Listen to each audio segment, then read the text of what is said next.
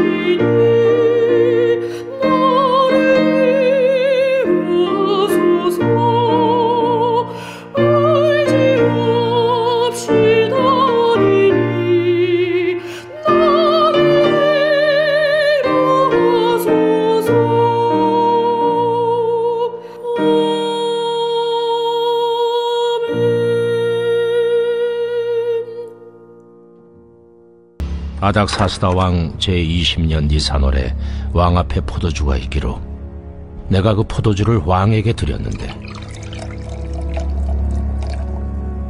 이전에는 내가 왕 앞에서 수심이 없었더니 왕이 내게 이르시되, 내가 병이 없거늘 어찌하여 얼굴에 수심이 있느냐? 이는 필연 내 마음에 근심이 있음이로다 하더라. 그때 내가 크게 두려워하여 왕께 대답하되, 왕은 만세수를 하옵소서. 내 조상들의 묘실 있는 성읍이 이제까지 황폐하고 성문이 불탔사오니 내가 어찌 얼굴에 수심이 없사오리까? 하니 왕이 내게 이르시되, 그러면 내가 무엇을 원하느냐? 하시기로 내가 곧 하늘의 하나님께 묵도하고 왕에게 아뢰되, 왕이 만일 좋게 여기시고 종이 왕의 목전에서 은혜를 얻었사오면 나를 유다 땅 나의 조상들의 묘실 있는 성읍에 보내어 그 성을 건축하게 하옵소서 하였는데, 그때 왕후도 왕 곁에 앉아 있었더라. 왕이 내게 이르시되, 내가 몇 날에 다녀올 길이며 어느 때에 돌아오겠느냐? 하고 왕이 나를 보내기를 좋게 여기시기로 내가 기한을 정하고 내가 또 왕에게 아뢰되, 왕이 만일 좋게 여기시거든 강 서쪽 총독들에게 내리시는 조서를 내게 주사 그들이 나를 용납하여 유다에 들어가기까지 통과하게 하시고, 또 왕의 삼림감독 아삽에게 조서를 내리사 그가 성전에 속한 영문의 문과 성곽과 내가 들어갈 집을 위하여 들보로 쓸 제목을 내게 주게 하옵소서 하매, 내 하나님의 선한 손이 나를 도우심으로 왕이 허락하고 군대 장관과 마병을 보내어 나와 함께하게 하시기로 내가 강 서쪽에 있는 총독들에게 이르러 왕의 조소를 전하였더니, 호론 사람 산발락과 종이었던 암몬 사람 도비아가 이스라엘 자손을 흥왕하게 하려는 사람이 왔다 함을 듣고 심히 근심하더라. 내가 예루살렘에 이르러 머무른 지 사흘 만에 내 하나님께서 예루살렘을 위해 무엇을 할 것인지 내 마음에 주신 것을 내가 아무에게도 말하지 아니하고 밤에 일어나 몇몇 사람과 함께 나갈새 내가 탄 짐승 외에는 다른 짐승이 없더라. 그 밤에 골짜기 문으로 나가서 용정으로 분문에 이르는 동안에 보니 예루살렘 성벽이 다 무너졌고 성문은 불탔더라. 앞으로 나아가 샘문과 왕의 못에 이르러서는 탄 짐승이 지나갈 곳이 없는지라. 그 밤에 시내를 따라 올라가서 성벽을 살펴본 후에 돌아서 골짜기 문으로 들어와 돌아왔으나 방백들은 내가 어디 갔었으며 무엇을 하였는지 알지 못하였고 나도 그 일을 유다 사람들에게나 제사장들에게나 귀족들에게나 방백들에게나 그 외에 일하는 자들에게 알리지 아니하다가 후에 그들에게 이르기를 우리가 당한 공경은 너희도 보고 있는 바라. 예루살렘이 황폐하고 성문이 불탔으니 자 예루살렘 성을 건축하여 다시 수치를 당하지 말자 하고 또 그들에게 하나님의 선한 손이 나를 도우신 일과 왕이 내게 이른 말씀을 전하였더니 그들의 말이 일어나 건축하자 하고 모두 힘을 내어 이 선한 일을 하려 하매 호론 사람 산발락과 종이었던 암몬 사람 도비아와 아라비아 사람 게셈이 이 말을 듣고 우리를 업신여기고 우리를 비웃어 이르되 너희가 하는 일이 무엇이냐? 너희가 왕을 배반하고자 하느냐? 하기로 내가 그들에게 대답하여 이르되 하늘의 하나님이 우리를 형통하게 하시리니 그의 종들인 우리가 일어나 건축하려니와 오직 너희에게는 예루살렘에서 아무 기업도 없고 권리도 없고 기억되는 바도 없다 하였느니라.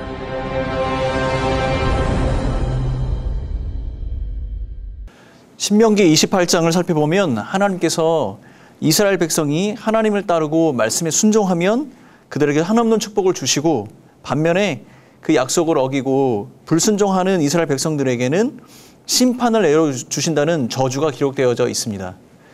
오늘 우리가 계속 묵상하고 있는 에스라서, 느헤미야서는 이 신명기의 말씀이 이스라엘이라는 한 나라, 그 국가에 어떻게 적용이 되는지 살펴볼 수 있습니다. 국가로서 북이스라엘과 남유다는 심판의 대상이 되었습니다. 결국 그들은 아수르와 바벨론에 의해서 멸망을 당했고 포로로 잡혀가는 신세가 되었지요. 마지막까지 남았던 남유다는 3번에 걸쳐서 포로로 잡혀가고 3번에 걸쳐서 귀환하게 되는 내용이 기록되어져 있습니다.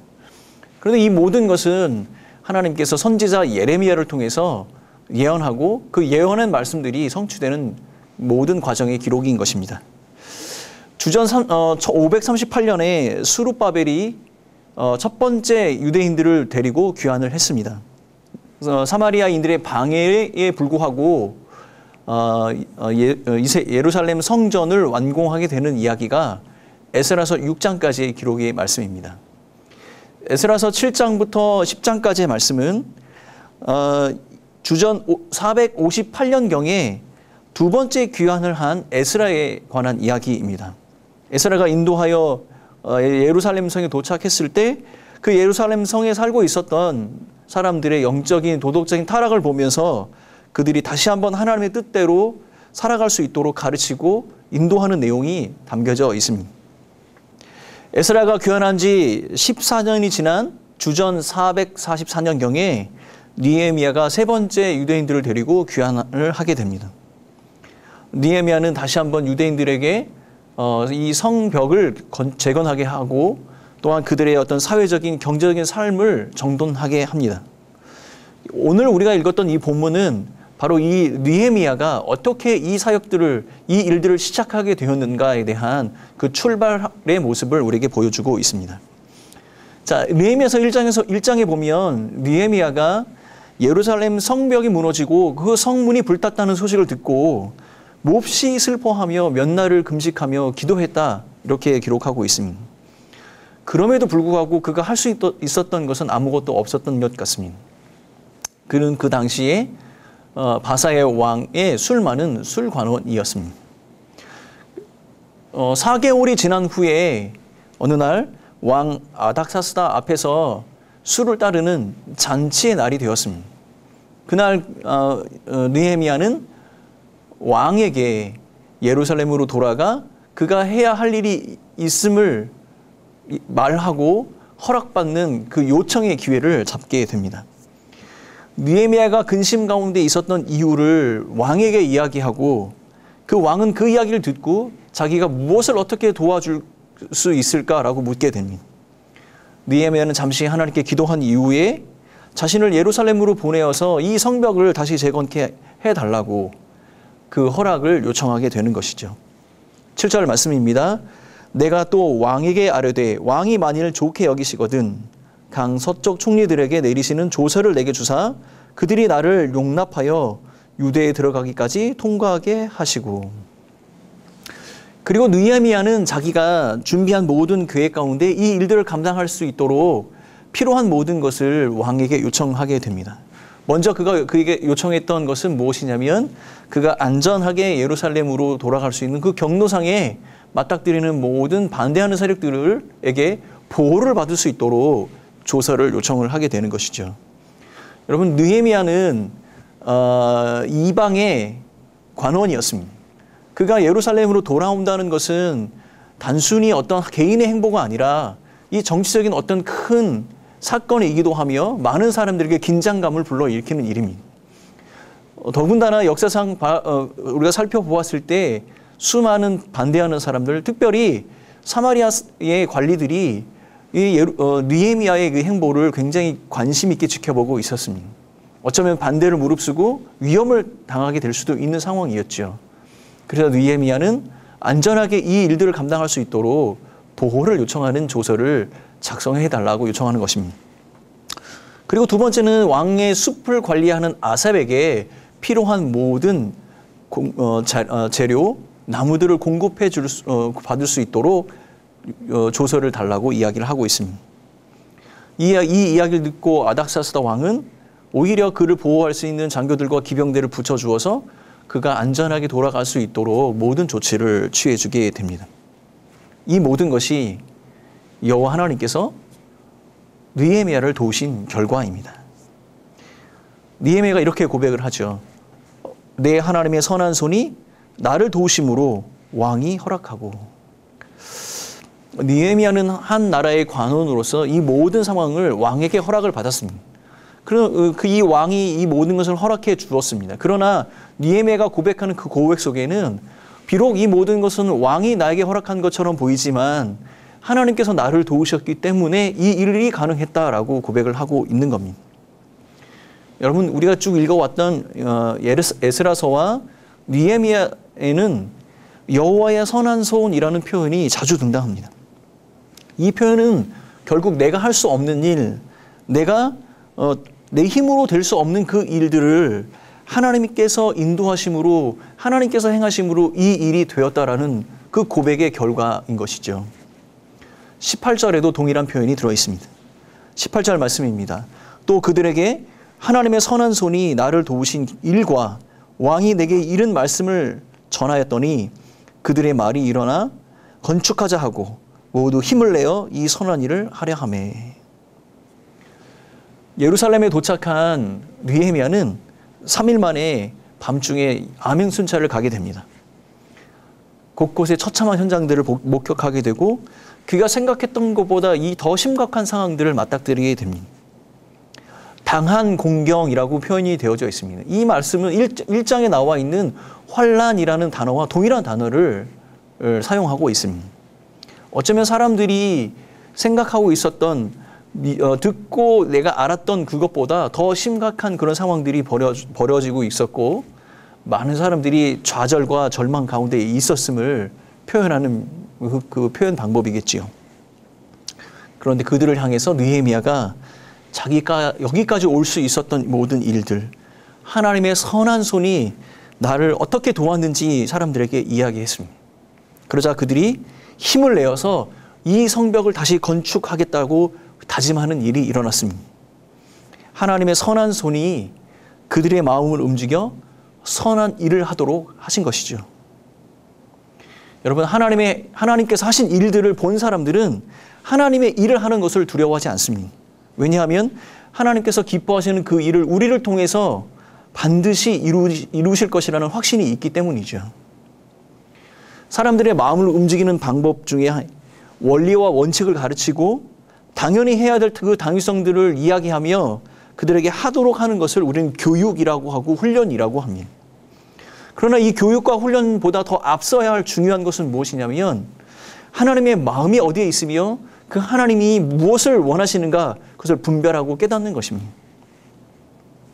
사랑하는 성도 여러분, 우리가 하나님의 마음이 어디에 있고 하나님께서 기뻐하시는 그 뜻이 무엇이며 그것을 어떻게 이루어 가실지에 대한 그것을 우리가 깨닫고 안다면 우리가 그 일들을 실천하는 것에 대한 두려움이 사라지는 것이죠. 우리는 하나님의 마음에 합한 사람이라면 그 일에 도전하게 되는 것입니다. 그런 과정 속에서 하나님의 기뻐하시는 뜻을 이루고 성취하는 그 모든 일 가운데 우리의 믿음은 더 커지는 것이고 우리가 행할 수 있는 그 사역의 분량이 점점점 더 늘어나게 되는 것입니다. 절망과 좌절 가운데 있었던 사람들이 무너진 성벽과 불탄 성문을 바라보며 마치 자신들의 모습처럼 느꼈을 것입니다. 그러나 그때 하나님의 선한 손길이 그들의 마음을 움직였을 때 그것들이 희망으로 바뀌고 소망으로 바뀌는 역사가 일어나는 것입니다. 사랑하는 성도 여러분, 새해가 지나가고 있습니다. 이 새해라는 이 기준이 1년에 한 번씩 주기적으로 우리한테 돌아오는 시간이지 않습니까? 저는 이런 주기적인 이 새해라는 이 시점이 우리에게 허락된 것이 너무 감사합니다. 왜냐하면 이 어제와 다르지 않은 오늘이지만 새해라는 이 마음가짐 속에는 내가 새로운 일들, 새로운 계획들을 해보겠다는 그런 마음들이 생기게 되는 것이죠. 그런 계획들과 그런 어떤 준비들을 할 수 있는 기회가 우리에게 주어지는 겁니다. 성도 여러분, 여러분의 삶 가운데, 여러분 지난 1년 가운데 하나님의 선한 손길을 느끼셨던 것은 무엇이 있습니까? 그리고 여러분의 가정과 우리 교회 공동체 안에서 하나님이 행하셨던 그 하나님의 손길은 무엇입니까? 우리는 그것을 기억해야 합니다. 고난과 어려움 가운데서 우리를 이끌어 오셨던 하나님의 거룩한 그 하나님의 위대한 손길. 사랑하는 성도 여러분, 우리 새해 우리 많은 계획들과 우리 기도 제목들이 있고 우리가 원하는 것들이 있을 것입니다. 우리가 생각했던 그 모든 것을 전능자의 손 위에 올려놓읍시다.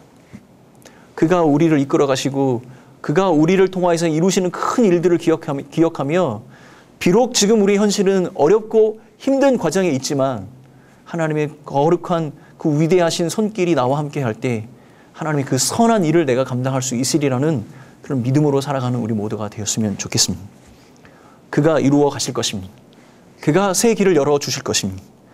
절망과 좌절이 소망으로 바뀌고 우리의 연단이 영광스러운 하나님의 은혜로 뒤덮이며 우리의 소망이 산소망이 되고 기쁨이 될 것을 기대하는 우리 1년이 되었으면 좋겠습니다. 모든 성도님들 가정 가운데 우리 한 주간의 삶 가운데 하나님의 역사가 하나님의 인도하심과 하나님의 도우심이 눈에 보이는 손길로 임하시기를 예수님의 이름으로 축원합니다. 함께 기도하겠습니다. 사랑하는 하나님 아버지, 우리의 상황과 현실은 바뀌지 아니하고 동일한 것처럼 보이지만 하나님은 보이지 않는 곳에서 그 위대하신 손길을 펼쳐 우리와 함께 하시고 우리를 사용하시기를 원하시는 것을 우리가 깨달아 알았습니다.